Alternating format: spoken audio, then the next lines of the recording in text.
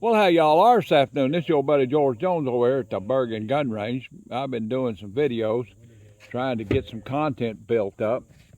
I couldn't find any guns to do anything with, and then all of a sudden we had a fan shoot, and everybody showed up with all kinds of guns to make videos with.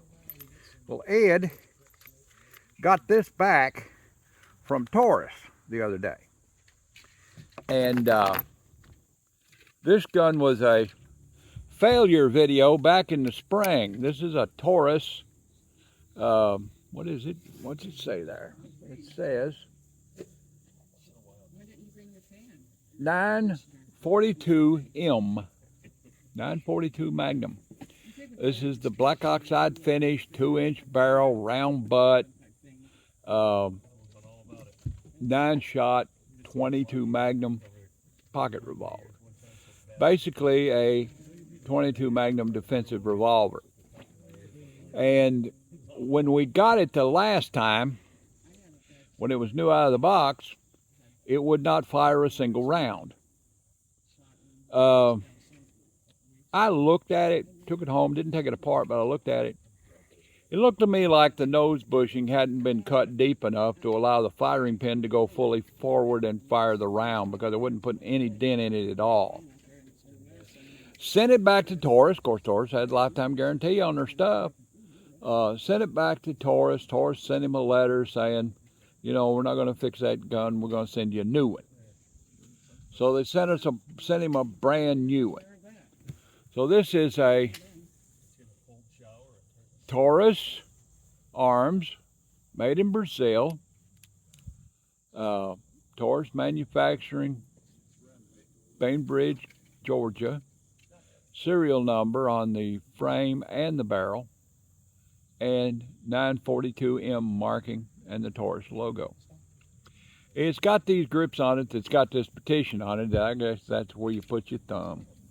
I don't like it myself. If this was my gun, I'd probably whittle those off there. So we're going to try it out. It holds, let's see, 1, 2, 3, 4, 5,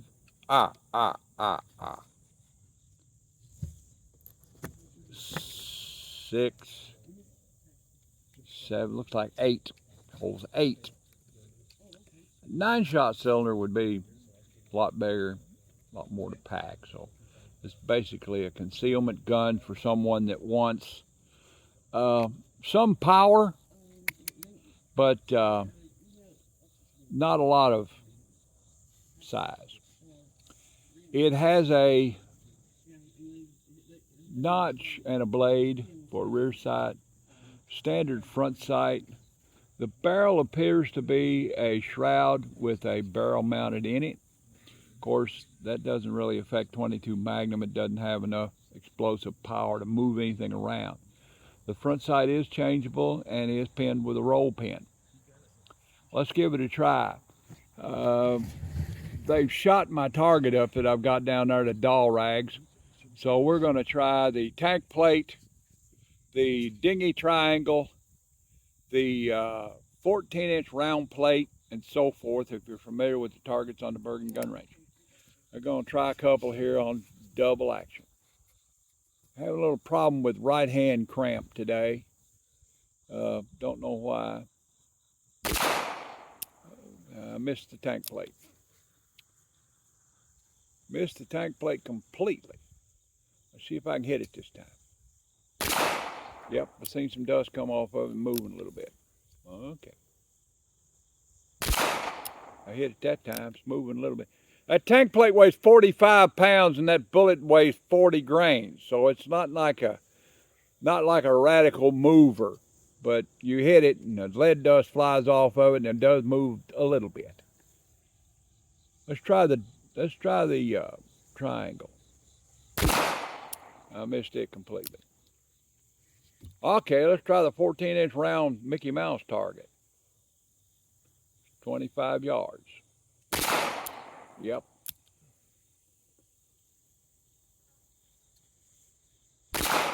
Yep.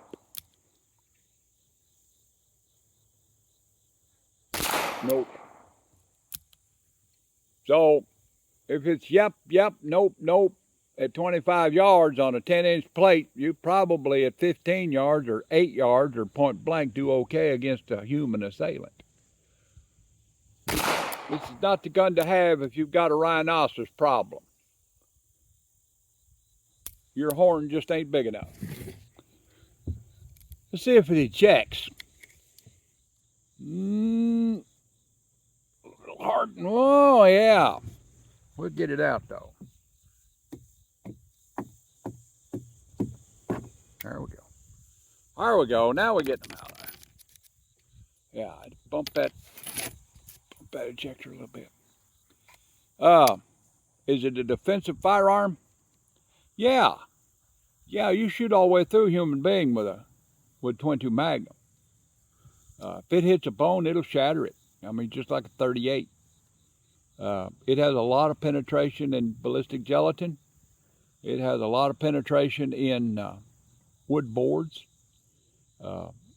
It's a good defensive firearm. Doesn't kick very much. Doesn't have any real recoil to it at all. I mean, you know, and it's loud. I mean, even if you miss at close range, the violence of action, the noise that it makes will terrify an assailant. You know, inside of a house or in an alley, this thing would sound like a howitzer. You know, out on the range, it's kind of a poop. You know, if you fired this thing in an alley or a parking garage, you know, you wouldn't even have to hit them. The violence of action and the sudden noise, you know, generally terrifies a thug. You know, they assume that you're not armed. Trigger, yeah, it's got some trigger to it. It's not big medicine on bears. If you're in bear country, it ain't the gun to have. But if you're in thug country, yeah, it's okay. You can get around with it. Let's load her up one more time, shoot it again. See if we can get some accuracy in the breadbasket area of a Q target. See if we can get some accuracy in the breadbasket of a Q target. I got a Q target up down there, and everybody's been shooting at the chest. Let's see how I do on the head, or how I do on the breadbasket.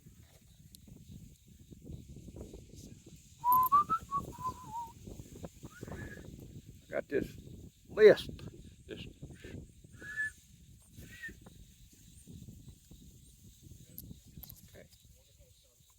Let's run 8 on double action. That's a rough chamber right there.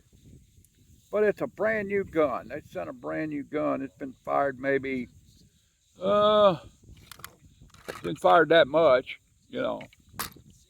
We're gonna give it a try here. Still a little rough and stodgy, but let's try it. I'm gonna try 8 on single action at the breadbasket area of the Q target. See what happens.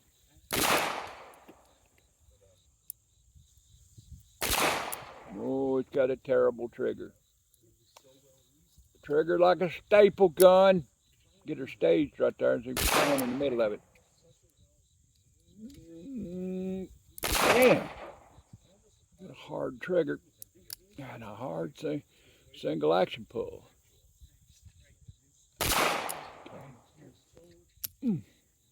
But it's new.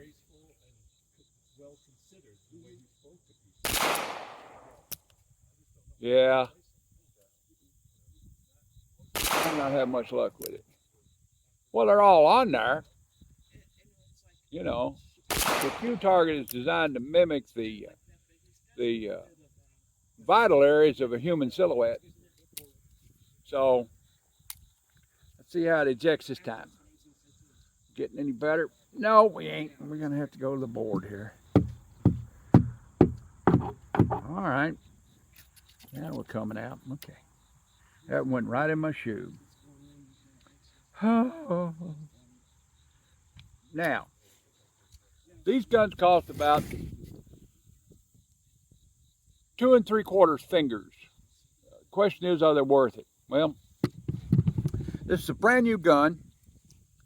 It's not slick by any stretch of the imagination, but at the price point, you get 2 or 3 boxes of shells to this thing and get it slicked up a little bit, that'll be all right.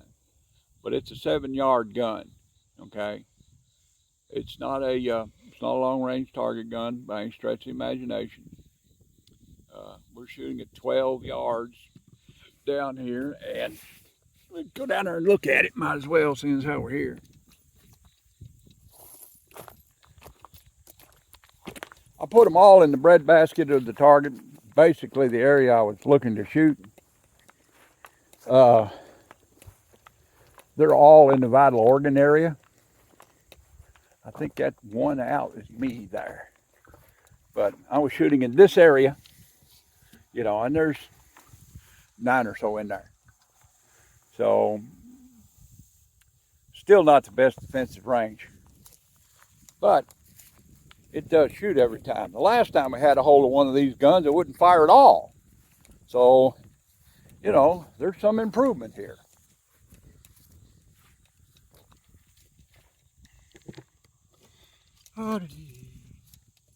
That's cinematography right there, buddy. All right. I got one more video to make today. Lactate, Sheriff-I. Lactate, Sheriff-I. Commentate and subscribe. If you want to, you can leave me $1 in the old Patreon bucket, and if you don't, I'll keep right on making content for you. My wife has established a GoFundMe to try and help pay my medical expenses and final expenses when that time comes. I feel pretty good today, pretty good tomorrow. 9 months ago, the doctor told me I had 3 months to live. 6 months ago, the doctor told me I had 3 months to live. 3 months ago, my doctor told me I had 3 months to live. I'll see him again this coming week, and he'll tell me I've got 3 months to live. And by God, I'm going to get it in writing this time, because, you know, long about Christmas time, when I'm still alive, I'm going to sue him for malpractice. Sheesh. Anyway, but that time is coming, and I'd like to be able to see to it that Annie doesn't lose her house, you know, like that. So if you can help me out there, I'd really appreciate it. Join the NRA. We've got Doug Hamplin running it now. He's one of their top lobbyists and top lawyers. He doesn't care about shiny suits. He doesn't care about private airplanes. He doesn't care about taking your membership dues and blowing them on himself. He cares about taking your membership dues and using it toward the lobby. And I've said this before, say it again, you would have been disarmed in 1965 if it hadn't been for the NRA. Because there was a bill out there that would have outlawed firearms ownership in private hands completely. We're talking about hunting guns, bolt-action rifles, everything. And it would have been like England is now. You know, and the NRA got out there and told him, said, look, and this is Johnson we're talking about, the biggest Nazi we've ever had in the White House. And, you know, he was going to sign that bill and outlaw firearms completely in private ownership. And the NRA stopped him. So you'd have been disarmed in 1965 and hadn't been to the NRA. So, you know, you go out there and pay $35 and they give you that little magazine, and